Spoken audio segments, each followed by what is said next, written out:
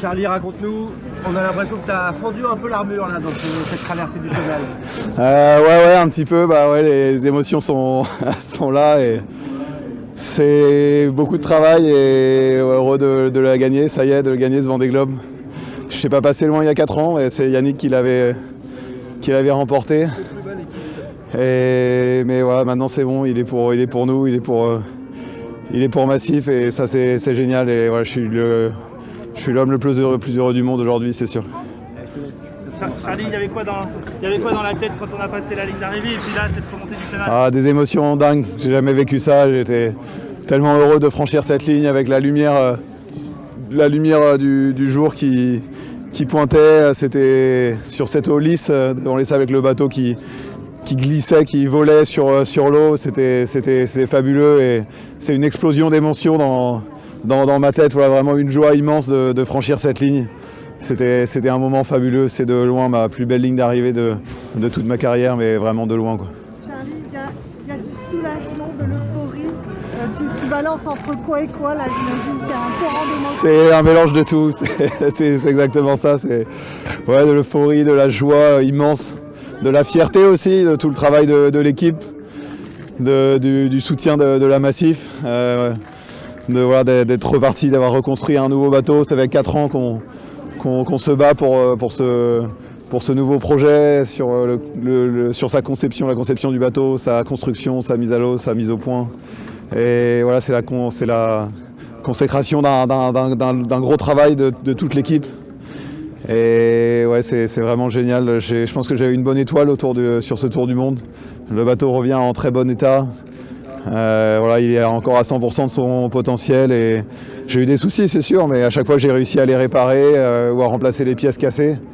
Et donc je reviens avec un bateau avec 2 foils, avec toutes ses drisses, avec toutes ses voiles, avec tous ces systèmes fonctionnels. Et ça c'est génial et ça a permis de remonter l'Atlantique vraiment en mode course, en mode régate, parce que c'est ce que je venais chercher sur ce Vendée Globe, c'est de la compétition, de la confrontation et ça a été beaucoup avec Johan.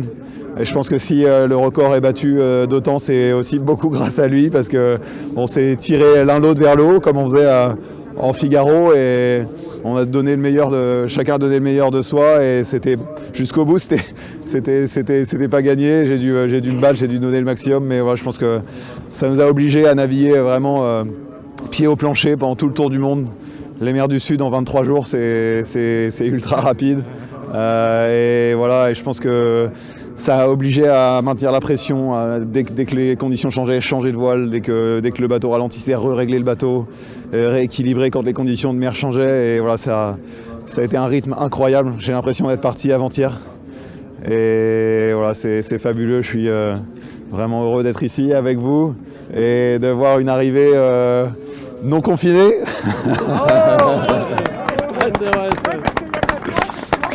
Il y a 4 ans, c'était pas pareil. Et non, c'est fabuleux, c'est génial et ouais, vraiment.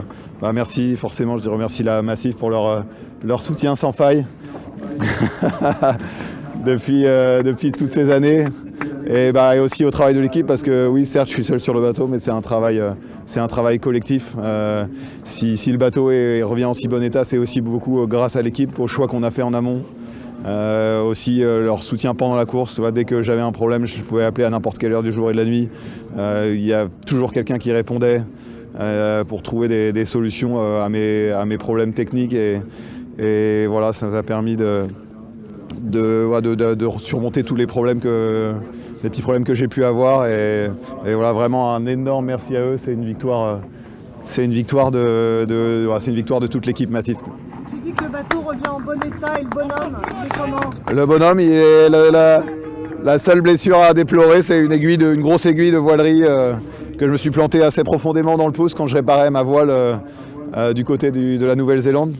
Donc j'ai eu un petit peu peur que ça s'infecte pendant quelques jours, mais voilà, finalement ça a été. Donc voilà, j'ai été projeté 1 ou 2 fois en avant, mais je me suis jamais blessé, je me suis jamais fait mal. Donc voilà, je reviens en bon état. Je me demande si je ne suis même pas un tout petit peu moins fatigué qu'il y a 4 ans.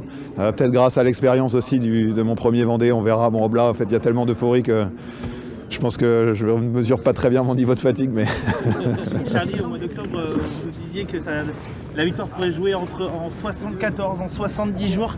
Est-ce qu'à un moment vous auriez espéré une victoire comme ça le record, c'est la cerise sur le gâteau. Hein. Quand on fait le Vendée Globe, on y va pour gagner, pas forcément pour battre les records. Mais voilà, là c'est génial de en plus battre ce record.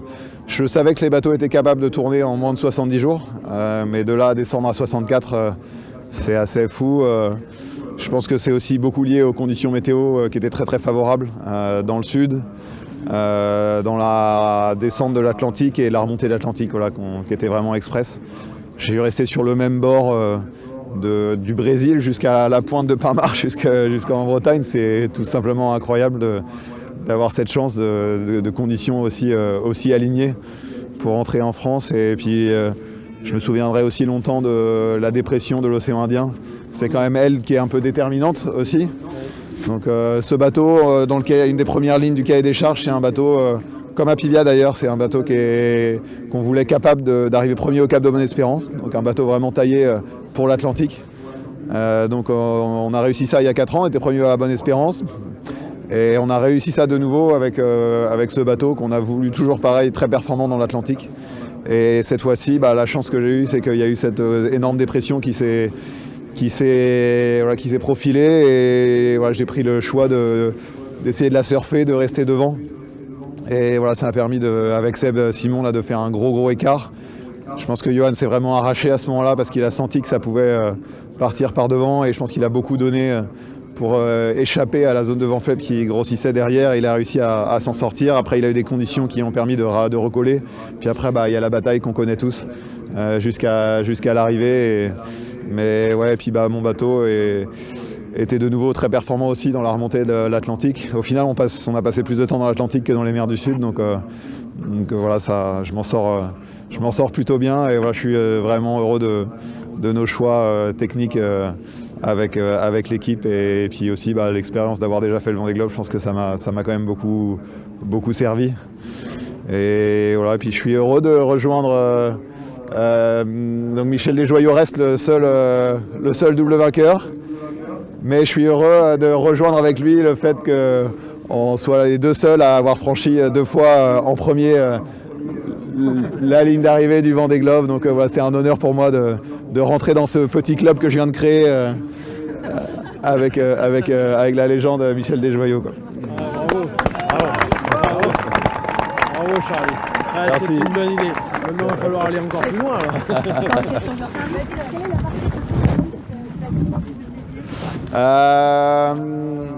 Je pense que la descente de l'Atlantique.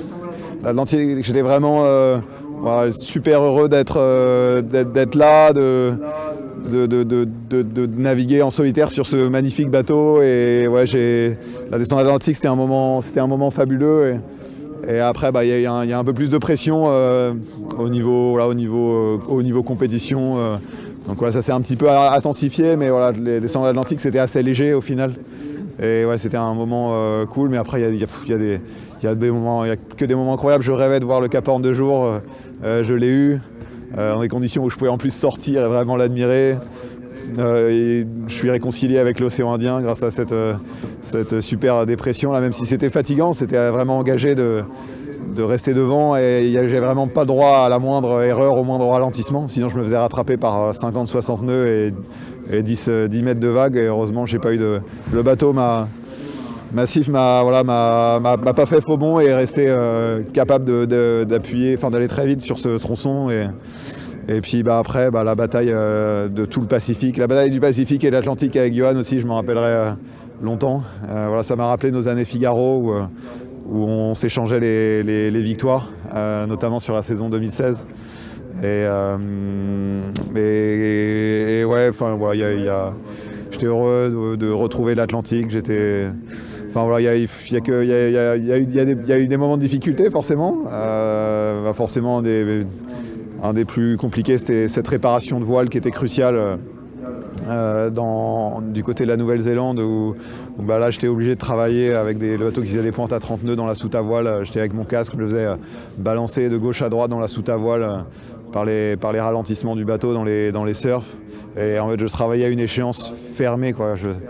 J'avais un créneau de vent faible pour pouvoir rehisser la voile, parce qu'elle était déroulée dans le bateau. Et donc je vous laisse imaginer 170 mètres carrés dépliés à l'intérieur de l'IMOCA, il y en avait partout, du tissu partout. Et donc j'ai réparé ces gros trous et j'ai réussi à la rehisser, la rerouler sur elle-même, la ranger dans son sac, et là c'est vraiment une belle victoire. Et voilà, ça m'a permis après de pouvoir bien réutiliser la voile dans des conditions voilà, comme normales, quoi. Et je m'en suis beaucoup servi dans le Pacifique et aussi dans l'Atlantique. Donc voilà, je pense que techniquement c'était le plus gros compliqué. Après j'ai fait de la strat. J'ai une fissure de 1,50 m dans le bordé sur le côté bâbord de la coque. Ça, je sais quand ça s'est passé, c'est quand j'allais très vite le long de la zone des glaces dans le Pacifique. Et voilà, je me suis rendu compte quelques jours plus tard de cette grosse fissure. Donc voilà, j'ai dû faire un peu de strat. Après, voilà, j'ai eu un problème d'hydraulique dans la descente de l'Atlantique. J'ai perdu pas mal d'hydraulique de quille. J'ai le moteur qui s'est désolarisé de la pompe là. Et donc j'ai perdu pas mal d'hydraulique, mais heureusement je me suis rendu compte assez tôt du problème, et avec l'hydraulique de spare qu'on avait, ça a permis de refaire le niveau et de pouvoir continuer sans problème.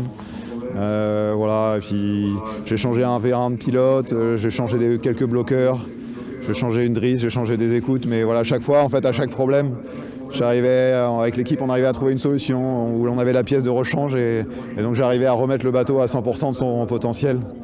Et ça c'était vraiment, c'est vraiment super, quoi, à chaque fois de retrouver le potentiel maximum du bateau et de pouvoir continuer à attaquer, quoi. Quand est-ce que tu as compris que tu avais la victoire Alors j'ai pas voulu vraiment au dernier moment, parce qu'il y a 4 ans je m'étais fait avoir. La dernière après-midi, je pensais que j'avais gagné, parce que voilà, j'avais un peu oublié Yannick qui était assez loin dans l'ouest à ce moment-là, et la dernière après-midi je croyais vraiment que le Vendée Globe était pour moi, parce que pour moi je me battais avec Louis Burton à ce moment-là. Et une fois que j'ai croisé devant Louis Burton, je pensais que c'était bon, et c'est vraiment juste avant la ligne d'arrivée que j'ai vu que Yannick allait très vite et allait réussir à me battre. Et du coup, cette année, voilà, je me suis autorisé à y croire que vraiment au dernier moment.